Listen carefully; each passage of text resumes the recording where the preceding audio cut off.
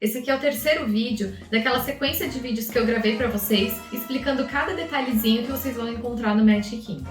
É super importante você conhecer cada pedacinho do parque que você vai visitar, pra você não deixar nada pra trás e pra você ter certeza do que você vai gostar e o que você não vai gostar pra montar o seu roteiro ideal. Se você não assistiu nem o primeiro nem o segundo vídeo, que eu explico tanto do Magic Kingdom de uma forma geral, informações super importantes, da Main Street, que é a área de entrada do parque, e no segundo vídeo que eu falo da Adventureland, eu vou deixar os links aqui para que vocês possam assistir, assim vocês conseguem saber todos os detalhes de todas as áreas do parque. Nesse vídeo aqui eu vou falar da Frontierland. A Frontierland é uma área meio velho oeste. É uma área super caracterizada, se você for andando, tem uma musiquinha o tempo inteiro tocando que você vai se sentir realmente no velho oeste, num daqueles filmes do cinema. Inclusive, o piso, ele é até meio marrom, é uma coisa um pouco diferente, ele é um pouco mais rústico. As casinhas, elas são todas caracterizadas para parecer do velho oeste, tem todas uma sacadinha. Muitos deles parecem aqueles bares que tem aquelas portas que abrem assim, dos salões de filme de Bang Bang, sabe? Mas antes de eu começar a passar todas as informações de todos os mínimos detalhes do que tem na Frontierland, queria lembrar você que ainda não se inscreveu no canal para se inscrever, assim você vai saber todas as informações que são super importantes para você economizar tempo, economizar dinheiro, otimizar o seu roteiro da melhor forma e curtir ao máximo a sua viagem para Orlando. Bom, quando a gente olha aqui para o mapa do Magic Kingdom mais uma vez, a gente consegue ver que a Frontierland, ela fica bem do lado esquerdo. Quando eu estou olhando para o castelo, ela fica do lado esquerdo do mapa. E tem duas formas que você pode chegar na Frontierland. Ou você vira à esquerda um pouquinho mais no começo, assim que chegar na praça principal ali da Main Street, e aí você vai passar por dentro da Adventureland, que eu já expliquei aqui pra vocês da Adventureland. Ou você anda mais um pouquinho pra mais perto do castelo, vira também à esquerda, mas aí você vai entrar pela Liberty Square, que é uma área que eu ainda não falei pra vocês, e aí vocês vão atravessar até o final dessa ruazinha, até chegar no Frontierland. Como eu já falei pra vocês um pouquinho da Adventureland, então eu vou ensinar por esse caminho. E aí, andando pela Adventureland, um pouco depois que você passar pela atração do Piratas do Caribe, você vai ver um letreiro escrito Frontierland. E a primeira coisa que você vai encontrar, então, nesse caminho da Frontierland vai ser o Golden Oak Outpost, que é uma casinha que vende alguns snacks e algumas bebidas. Ele não tá aberto sempre, ele costuma abrir mais quando o parque tá mais lotado, mas pode ser que uma vez ou outra que você vá visitar o parque ele esteja fechado.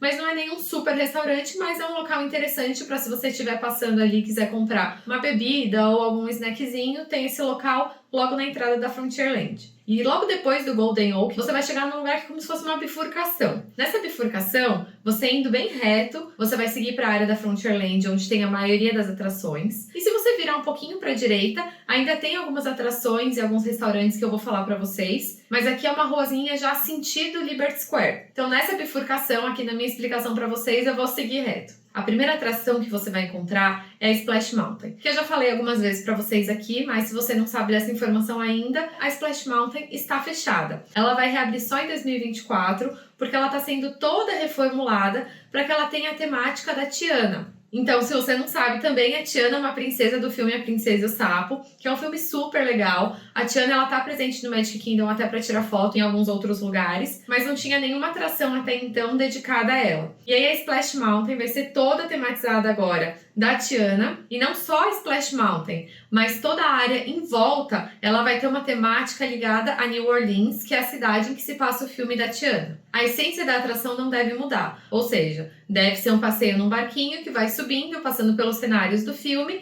e no final ele tem uma queda. Como o nome já diz, é uma atração que molha e já é uma atração que hoje costuma formar bastante fila. Não necessariamente no começo do dia e, é claro, não em dias frios, porque ela molha. Mas em dias quentes forma fila de 1 hora para mais. Em dias não tão quentes, é uma fila que gira entre 40 e 50 minutos. Ou seja, é uma atração que você tem que pensar bem em que momento você vai encaixar no seu roteiro. Ah, e não sei se vai continuar assim quando ela voltar, mas hoje ela é uma atração que ela leva aí uns 10 minutos, que é um tempo bem demorado até para uma atração, né? Alguns passinhos para frente da Splash Mountain tem a estação do trenzinho. Não sei se vocês lembram, mas no primeiro vídeo dessa série eu falei sobre o trenzinho que dá a volta no Magic Kingdom. E eu falei para vocês que uma das estações de parada é aqui na Frontierland. Então aqui, logo depois da Splash Mountain, você vai ter a estação para você embarcar ou desembarcar nesse trenzinho, que é como se fosse uma Maria-Fumaça, é um trenzinho a vapor.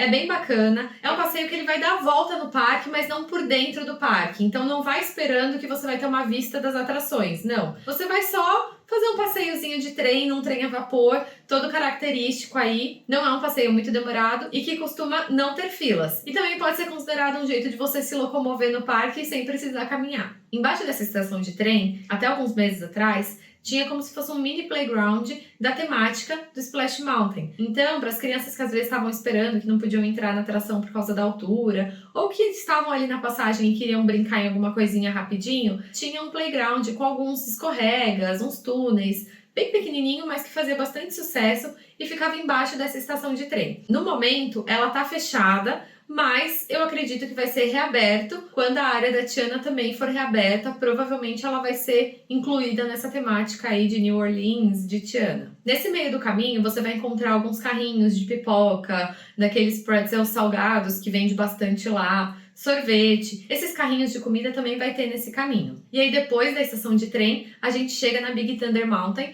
que hoje, com esse cenário da Splash Mountain fechada, é a principal atração dessa área. Ela é uma montanha-russa intermediária aí quando a gente fala do quanto ela é radical. Ela é um pouquinho mais, eu acho, que a dos Sete Anões, porque ela é um pouquinho mais alta, eu acho. Mas ela é uma montanha-russa bem rapidinha, leva aí uns 3 minutos e um pouquinho o percurso inteiro. Bem tranquila para irem crianças. A minha filha foi a primeira vez nela quando ela tinha 4 anos. Essa também é uma atração que costuma formar aí uns 40 minutos de fila geralmente. Agora, com a Splash fechada, a tendência é que a fila dela fique um pouquinho maior, porque é a única atração mais radical dentro dessa área. Mas as filas não têm passado aí de 50 minutos ultimamente. Agora, entre a estaçãozinha de trem e a Big Thunder Mountain, mas do outro lado da rua, então falei aqui pra vocês que tem a estaçãozinha de trem e ao lado a Big Thunder Mountain, na frente dessas duas atrações, tem um lugar que é como se fosse uma estaçãozinha de barco. E ali é o ponto de entrada para uma atração que chama Tom Sawyer Island, que é uma ilha que fica ali no meio desse lago que tem no Magic Kingdom. É uma ilha bem grandezinha até, e que ela é cheia de túneis, cavernas. É como se fosse um playground grandão para as crianças explorarem. Tem casinhas, as casinhas têm personagens dentro. É bem legal, é um lugar bem bacana. Então, para você chegar, você precisa pegar esse barquinho, onde eu falei para vocês, em frente ali a Big Thunder Mountain e a estaçãozinha de trem da Frontierland. Não costuma ter filas, geralmente é só o tempo de chegar ao barquinho mesmo e você já ir. Se você quiser visitar essa atração, você reserve aí pelo menos uma meia hora do seu dia, porque é uma ilhazinha bem grande. Tem muitos caminhos, eles colocam até um mapa para você ver e se achar lá dentro. Tem uma parte que é como se fosse um forte, então um playground onde as crianças sobem, descem. Se você tiver com um tempinho sobrando ou quiser dar uma meia hora aí de relax na sua visita no parque, você pode pegar esse barquinho, ir até a Tom Sawyer Island e fazer o passeio. Um ponto de atenção importante aqui é que se você quiser conhecer essa ilhazinha, como você tem que pegar o barquinho e também é um lugar um pouquinho mais afastado do movimento todo do parque, ele costuma fechar mais cedo, tipo 4h30, 5h30. Tem que ver no Time Guide, que eu já falei pra vocês aqui, sempre peguem o folhetinho na entrada do parque com os horários de fechamento de atração, os horários que vai ter personagem para tirar foto, ou você pode acessar essa informação também no aplicativo da Disney. Vocês viram como eu sempre dou dicas legais aqui pra vocês? Eu vou falar agora mais uma pra vocês, pra convencer quem ainda não se convenceu de se inscrever no canal, apertar o sininho de notificação, porque eu sempre me esforço ao máximo pra trazer todas as informações que podem ser relevantes para vocês. Aqui nessa ilha, na Tom Sawyer Island, tem um restaurantezinho que é como se fosse uma janelinha, sabe? É um mini restaurante, que ele é tipo um restaurante secreto, quase ninguém sabe dele. Na realidade, ele não abre quase nunca. Quando o parque tá muito cheio, e aí a Tom Sawyer Island tem um movimento legal, eles deixam programado para abrir esse restaurante. E esse restaurante, ele é uma gracinha, porque apesar de ser um restaurante pequenininho, e que na verdade ele só serve alguns lanches, então serve tipo lanchinho de carne desfiada, são alguns lanchinhos mesmo, tipo um mini hamburguinho, mas é um lugar super gostoso e super diferente para você fazer uma mini refeição ali no parque, porque você já vai estar numa ilha que é no meio ali do lago do Magic Kingdom. Apesar de ser só uma janelinha, ele tem como se fosse uma varanda com mesinhas diferente pro lago. Então, se você der sorte de no dia que você tá visitando o Magic Kingdom, esse restaurantezinho aparecer lá como aberto, talvez valha a pena então você programar uma visita a Tom Sawyer Island, nem que seja só para conhecer esse restaurante, que é super secreto. Voltando então aqui para Frontierland, a gente vai então voltar para aquela bifurcação, porque eu já falei tudo que tinha aqui nessa rua. Então agora eu vou explicar para vocês, se vocês naquele momento da bifurcação tivessem pego a outra ruazinha. E nesse começo dessa rua, que ainda faz parte da Frontierland, o que você vai encontrar logo de cara é um restaurante e um carrinho de comidinhas. O primeiro é um restaurante que ele é um restaurante quick service, ou seja, é um daqueles restaurantes que você pega a sua comida e aí você escolhe uma mesa como se fosse um fast food. Você escolhe uma mesinha para você sentar e comer. O nome desse restaurante, eu não sei se fala Pecos ou Pickles, mas enfim. Pickles Bill, Tailwind and Café. É um restaurante que vai servir, tem bastante coisa mexicana até, tem fajitas, tem tacos, tem umas porções que vem aquele feijão mexicano com arroz, e aí você consegue colocar aquele queijo. E aqui você pode usar o Mobile Order, que eu já falei pra vocês também, que é super interessante você aprender a mexer no Mobile Order dentro do aplicativo My Disney Experience, porque você vai poupar muito tempo de fila se você fizer o seu pedido com antecedência. E aí, logo em frente a esse restaurante, tem um mini restaurantezinho, tipo um desses carrinhos que é fixo ali também, e que vai servir algumas coisas mais lanchinho, tipo hot dog, nuggets e bebidas também. E aí, andando um pouquinho mais nesse sentido, como se você fosse para Liberty Square, a gente chega numa atração aqui que é bem característica dessa área, é uma das atrações mais antigas. Acho que quando o parque abriu ela já existiu, ou seja, tem uns 50 anos aí, que é a Country Bear Jamboree, que nada mais é do que um musicalzinho de bonecos ursos. Então eles falam que são animatronics, são os bonecos que se mexem. Então são uns ursos que fazem um musical, isso vai levar aí uns 11 minutos nesse teatrinho. Eu tô tentando guardar a minha opinião de se vale a pena ou não.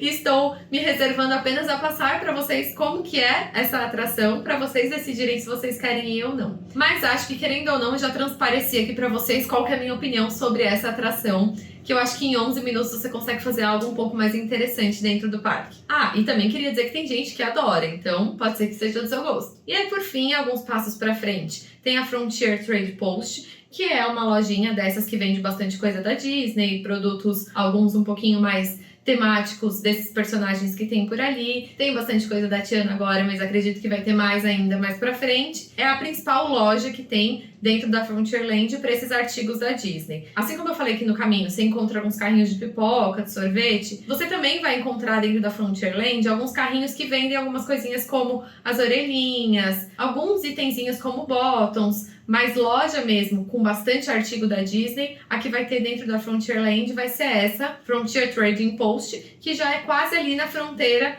com a Liberty Square. E aí, para finalizar, a última coisa que você vai encontrar dentro da Frontierland, antes de chegar na Liberty Square, também nessa rua, vai ser uma área com um brinquedo de tiro ao alvo. Chama Shooting Arcade, e lá você pode comprar algumas fichas para brincar de tiro ao alvo. Em alguns dias, às vezes a maquininha tá liberada e você pode pegar umas fichinhas para dar alguns tiros sem precisar pagar nada. Às vezes você tem que pagar alguns centes lá para pegar a fichinha e poder participar dessa brincadeira de tiro ao alvo. Se você estiver passando por lá, vale dar uma olhada. Às vezes você deu sorte de ir no dia que tá de graça. Agora que eu já falei pra vocês tudo que você vai encontrar na Frontierland, eu queria dar uma última dica aqui pra vocês, porque aí se você ainda não se convenceu a se inscrever no canal, agora eu tenho certeza que você vai se convencer. A minha dica pra vocês agora é, olhando aqui no mapa do Magic Kingdom, vocês estão vendo esse pontilhado branco? Ele vai mostrar pra vocês o caminho que os desfiles, as paradas fazem. Ou seja, os personagens que estiverem saindo para o desfile, eles vão sair aqui da Frontierland. Então, se você estiver na Frontierland ou até mesmo na Liberty Square, você consegue ver os desfiles e as paradas passando. Então, se por acaso você estiver lá na Frontierland e deu o horário de começar um desfile, uma parada, não precisa sair correndo e ir até a Main Street, ir lá pra frente do castelo. Você sabendo essa informação agora, você já consegue se posicionar ali num lugar estratégico dentro da Frontierland mesmo e ficar assistindo tranquilamente o show. Espero que você tenha gostado dessa e de todas as dicas que eu passei pra vocês aqui nos vídeos. Se não se inscreveu, se inscreve no canal, aperta o sininho de notificação. Se esse vídeo foi legal pra você, não esquece de me dar o seu like e comentar aqui embaixo se você tiver mais alguma dica pra quem estiver visitando a Frontierland. Até a próxima!